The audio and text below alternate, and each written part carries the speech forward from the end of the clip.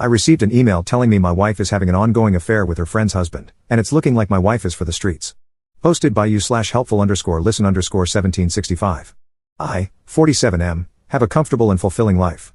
I have a job I truly enjoy, I live in a nice suburb, and am blessed with 3 wonderful children, 8M, 6F, and 4F, and a lovely wife, Emily, 45F. I've always felt Emily and I were an ideal match. However, a recent email I received has deeply unsettled me and planted a seed of doubt in my mind. Emily lived in the UK between 2010 and 2015, during which time she pursued a PhD. Because she lived there so long, she developed many close friendships and has made it a point to return every couple of years to maintain those ties. This past August, she traveled to the UK for 3 weeks to attend the wedding of one of her close friends.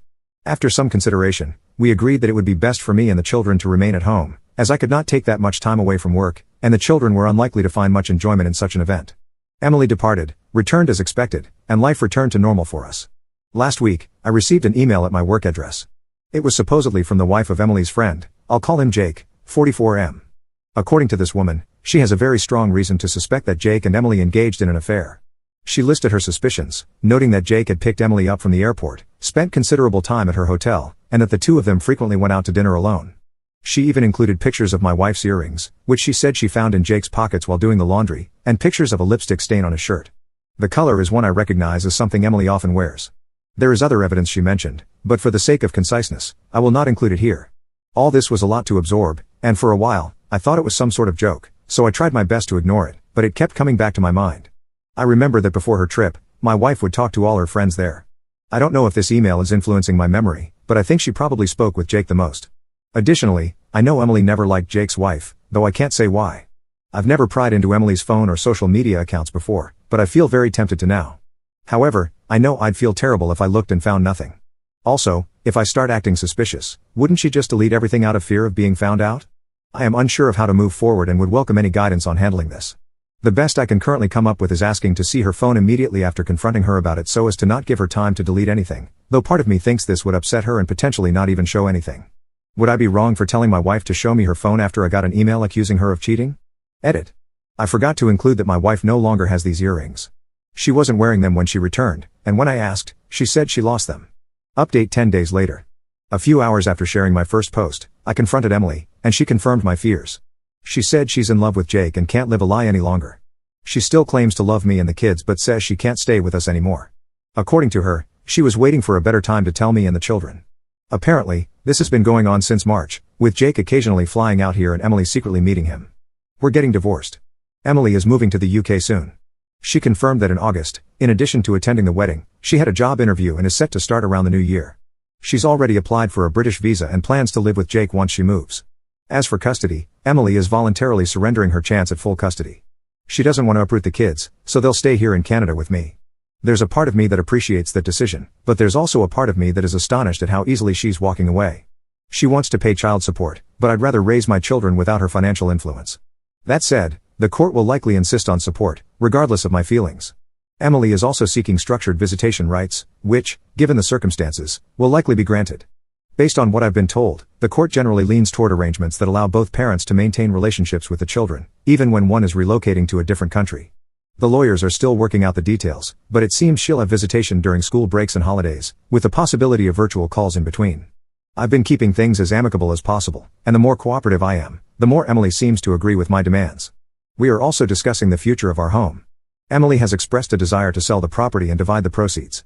While I am reluctant to part with the family home, it is unlikely that I have much of a choice since it was bought during our marriage. For now, our lawyers are still working through the details, and no final decisions have been made. Given the situation, it could be a while before we reach a resolution. In the meantime, I've been advised not to make any major financial moves. As much as I want to stay here with the children, I know selling is most likely inevitable. As of this writing, Emily is in an Airbnb, and Jake has flown here to stay with her. They plan on traveling to the UK at some point in the near future. My lawyer tells me that adultery isn't grounds for special treatment when it comes to custody or property division. Therefore, it won't influence how assets are divided unless marital funds are directly involved. Emily likely used money from her personal account. Unless it can be proven that she used our joint finances to fund the affair, it's unlikely this will make any difference in court. I have been in regular communication with Jake's soon-to-be ex-wife, Eleanor, primarily through email, and more recently, we've spoken over the phone a few times. Eleanor apologized, saying she felt guilty for telling me about the affair and worried that if she hadn't, maybe my marriage could have been salvaged. I reassured her that, For me, the gravity of the situation made divorce inevitable, and I'd rather not remain in the dark about something of this significance. She even sent me messages and other evidence of their relationship, but since Emily is openly admitting to the affair, it doesn't really matter in the context of the law. Eleanor has also told me a lot about Jake. Apparently, this is the third time he's cheated on her, and she's had enough. There's no chance of reconciliation this time, she says, and he doesn't seem interested in trying.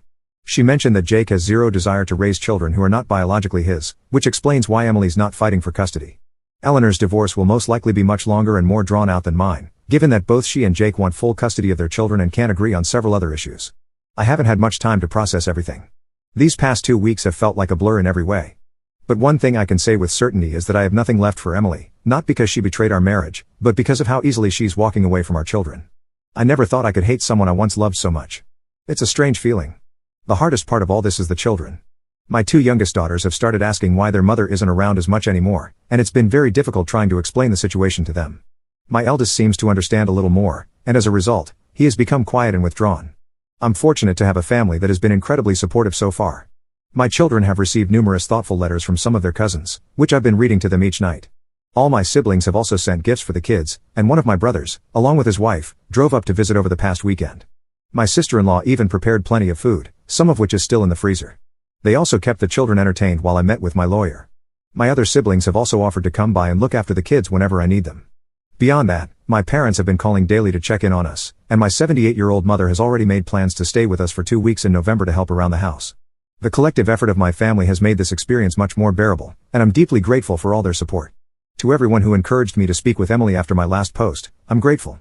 I was tempted to ignore Eleanor's message, but it kept gnawing at me. Your advice gave me the courage to act.